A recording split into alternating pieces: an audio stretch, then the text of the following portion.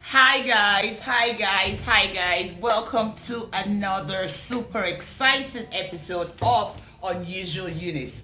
First off, I would like to congratulate Burna Boy and Wizkid on their milestone. Well, what do I mean by that? They both got nominated and they both won in their various categories in the last Grammy. I want to say, Nigerian artists, you guys are amazing. I give you 150 over 100. You guys stunned the industry, and the rest is history. It's getting better and better and better. You guys are amazing. Congratulations, Burna Boy. Congratulations, Wizkid. And aside from those that got the Grammy, every one of you are doing us proud. I just dance anywhere I hear Nigerian music now. I just jump up and just start to dance. It's amazing. Once again, congratulations, guys.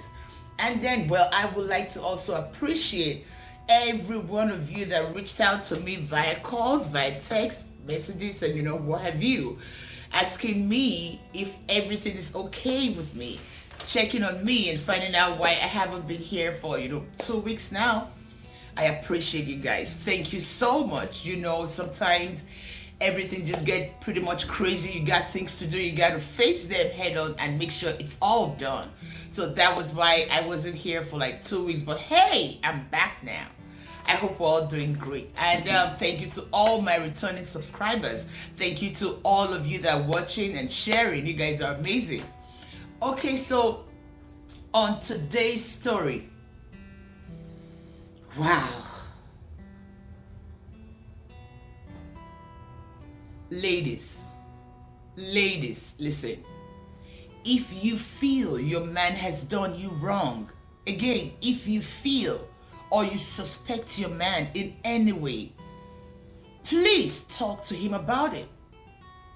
Don't just feel, you're silently waiting till you catch him red-handed. And then you have to put all that on your mind and it's eating you up every day when all you could have just done was bring the issue to the table. You're not a detective, you're his wife. Anyway, you would know why I started with, women, please stop keeping things inside. If you feel a way or if you feel any kind of insecurity, I think the best person to talk about it with is your man. Because he's the only one that owes you the answers that you seek.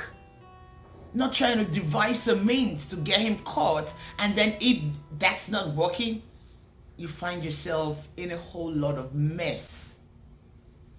Okay guys, do not go nowhere. Grab your coffee, grab your wine, whatever works for you, because I will be right back.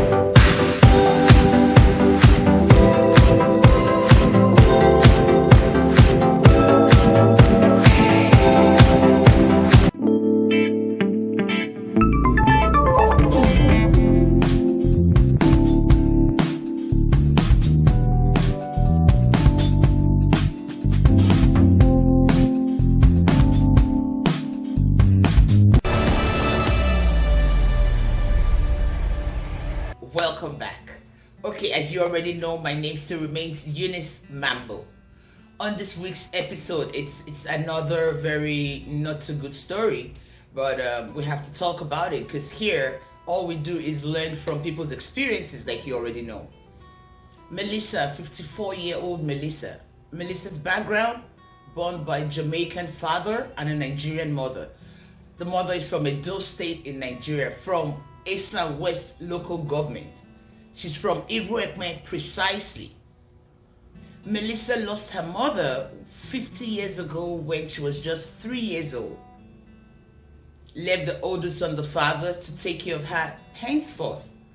Yes, her grandparents were also there, but her father, I don't know, there's something about Jamaicans that really care about their kids. They don't ever let go. So her father was, there for her. And well, who's better to even take care of her other than her father anyway? So she grew up with her father, but she subsequently will go and visit her grandparents and come back. Now, she knows everything about Jamaica and the islands. She barely knows anything about Nigeria or the state where her mom is from. But well, she knows her grandparents. She tries to, the only connection she's got with Edo State is her grandparents. But years down the line, the grandparents relocated back to Nigeria. And as we speak now, they passed away a long time ago.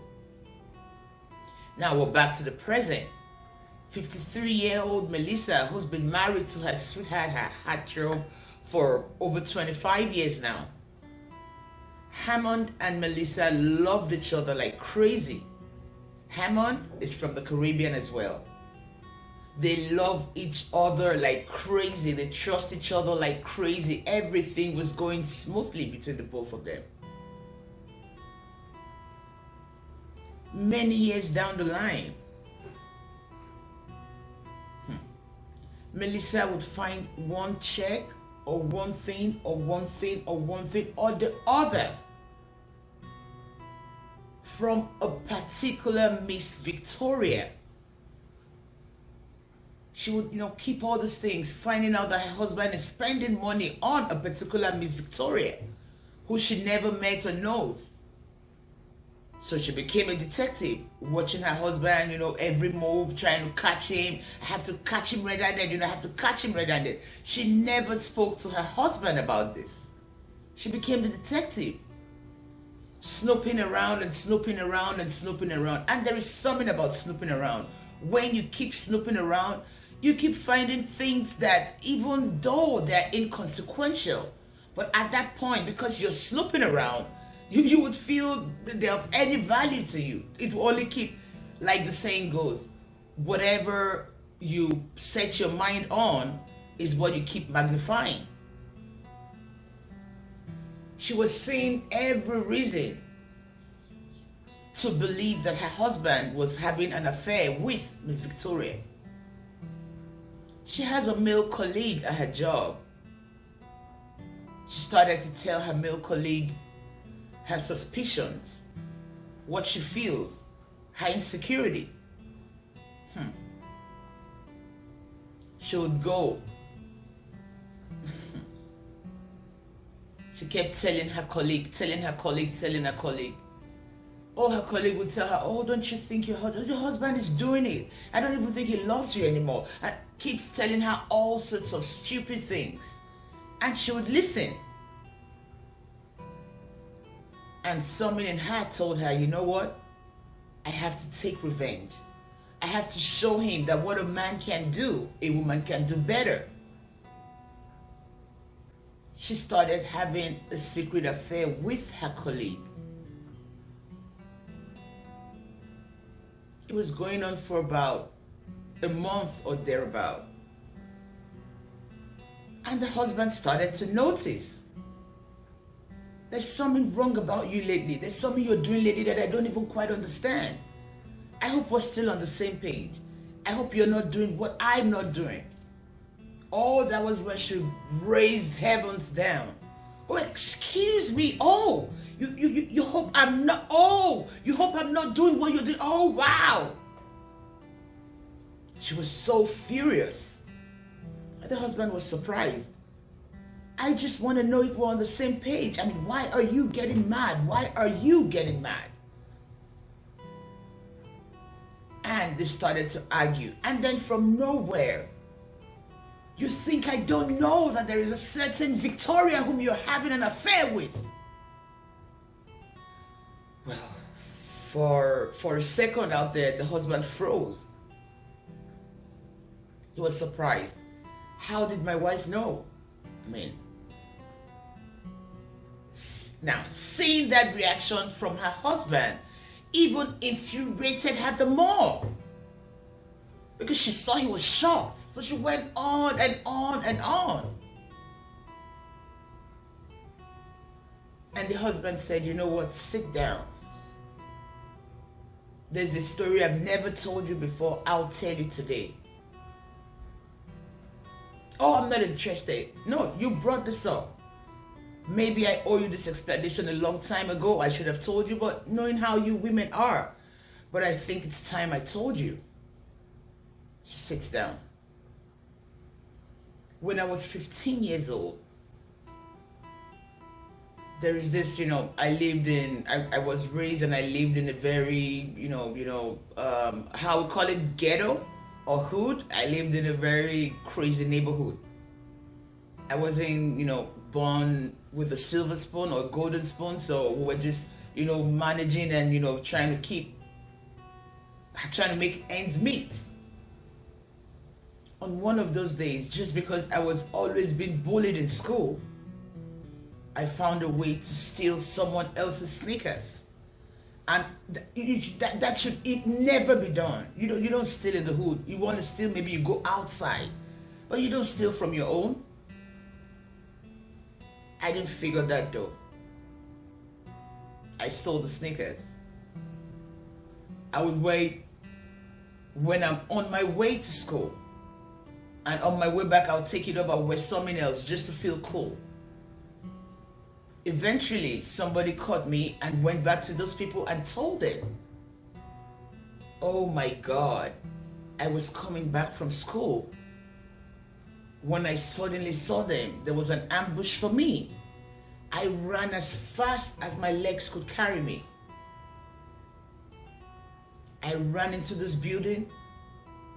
This particular lady with her door open, I ran into her apartment. And they ran in with me. I hid somewhere. They told the lady they saw someone run into this place just now. She said she didn't know what they were talking about. Someone ran where you can see I'm stepping out right now. They started to beat this lady. They beat her so bad, they almost blinded her left eye. They beat her so bad and broke her ribs. And she still kept saying, nobody came into my apartment. They could have killed her. But someone just said, you know what? If we're doing all this to her and she's still saying he didn't come in, maybe he didn't come in here. Let's go. And they left. Miss Victoria, I owe her my life. Once in a while, I talk to her. I know how she's doing. She sometimes, when she's not too good, she doesn't even want to ask me. But I always try to extend a helping hand, because I would never forget. If not for her, I would have been dead. And that woman was beaten to a point of death. She did not give me up. That's who Victoria is. She was covered in shame and disbelief. And immediately she felt disgusted with herself. Why did she even go ahead and play this game with her co-worker? Why would she even do this with her colleague? From the very beginning when she started doing it, it wasn't even satisfying for her. She didn't even like it. But some part of her just felt, oh, it's vengeance, it's vengeance. Now, 10 years after that stupidness, she never told her husband anything. She never told her husband, or she had something to do with her colleague or whatever. They swept everything under the carpet and they were good again. 10 years down the line, remember I told you they have 3 kids? The first son was in medical school. Oh, very brilliant. Very brilliant, very smart. And then suddenly, he slept and he didn't wake up again. He passed away in his sleep.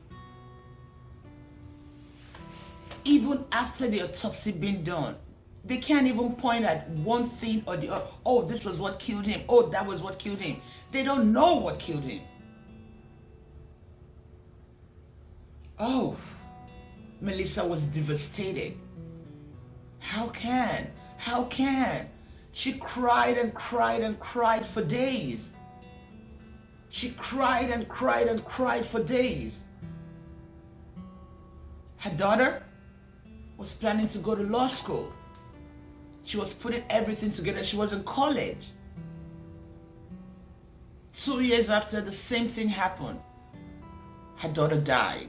The same way and manner, sleeping and never woke up again. What's the meaning of this? What's the meaning of this? Now, she has a distant aunt.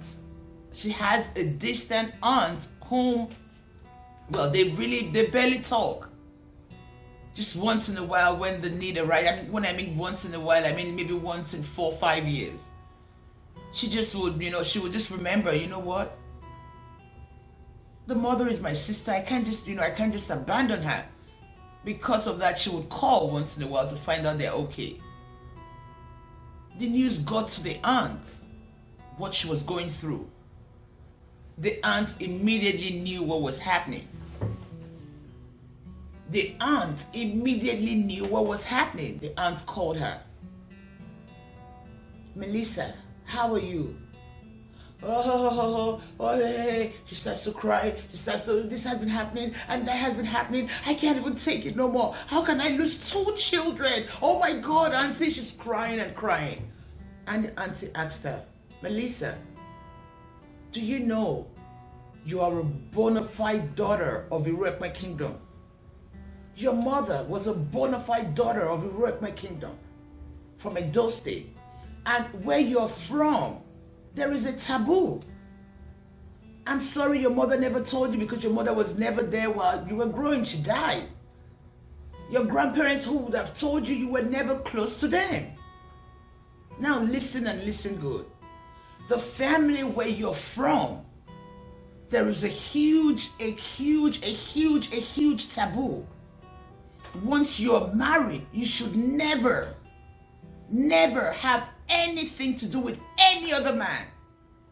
Be it any other man, be it any other woman, it doesn't matter. You should never. The moment you do it, whether you do it once, whether you do it 1,000 times, if you have 10 kids, they will die mysteriously one after the other. If you have 50 kids, they will die one after the other. That is what it is. That's where you're from. So if you know, because I am 100% sure that you've cheated on your husband. If you know you have done this, the only remedy for you right now to save your last child, you have to pack up your baggage and go straight back to Nigeria. Go to the Iruekme market. That is where you're going to dance naked and cry and confess all you did. How you slept with another man. Only then, when they come and cleanse you, only then with this your only surviving child be alive.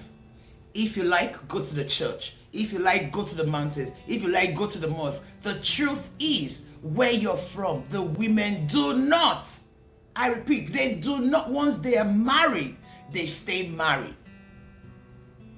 Now, even when they are divorced legally, because you're already married to them, and it doesn't matter. That's the tradition. That's their I don't know how that's their tradition. So whether you know about it, whether you don't know about it, you're already a bloodline of Iruekme. So therefore you can do it. And she didn't know this. Now, Melissa, she can't go telling her husband what she did. She's embarrassed. She's filled with shame, realizing that she was the one that caused her first son and her second daughter's death. She was filled with shame. How do I tell my husband this? Well, she could devise a means to say, okay, I want to go home and blah, blah, blah. But she's going to go into a marketplace and dance naked? At this point, Melissa is confused. She only has one more child to go. And in her mind, she's saying, oh, you know what? I'm going to go to church. I'm going to start a fasting and prayer, and I'm going to do this and I'm going to do that. God gives everybody a second chance. That's why I said earlier that if you have issues with your partner, the only person you can solve it with is your partner. Don't be playing the detective. Oh, I'm going to get you, I'm going to get you. The more you start going there, the deeper you keep going. And it starts to stir up a whole lot of things inside you. And then the next thing is you want vengeance. How can you want vengeance when you're not even sure if you deserve vengeance or not? Well, I would like us to all know, wherever you're from, please try and know the tradition. It's very paramount. Melissa lost her shining bright star. He was supposed to be a medical doctor. Melissa lost her daughter, who was so bright. She was supposed to be a lawyer. Now, these two didn't even know what their mother did. Now she has her last son. She's in between. Should I even believe this archaic tradition? After she realizing that both children that died were not diagnosed of any ailment, she's at a crossroads. My advice for her, go back to Edo State and do what you need to do. If you did that despicable act to sleep with another man while you were married, I'm not here to be Mother Mary or Mother Teresa, because you wanted vengeance. You could have spoken to your man and he would have just told you. And I also think the man is guilty. You were not having anything to do with Miss Victoria. That story alone, you should have told your wife a long time ago. She saved your life. She would have also loved her equally. I mean, someone that saved my husband's life. Well, I don't know if any of you out there is from Edo State and Irokme precisely, and maybe you know what she could do differently. You're saying to her, you know what, you don't have to leave the United Kingdom and come back to Edo State. Maybe you could do this, or maybe you could do that. That's why we have the comment section below. Whatever you think she should do, or whatever you think she should have done differently. I tell people this, we're talking about this right now. As we are talking about it, somebody out there is trying to make the same mistake. Someone out there is trying to make the same mistake. Someone out there already made the same mistake yesterday.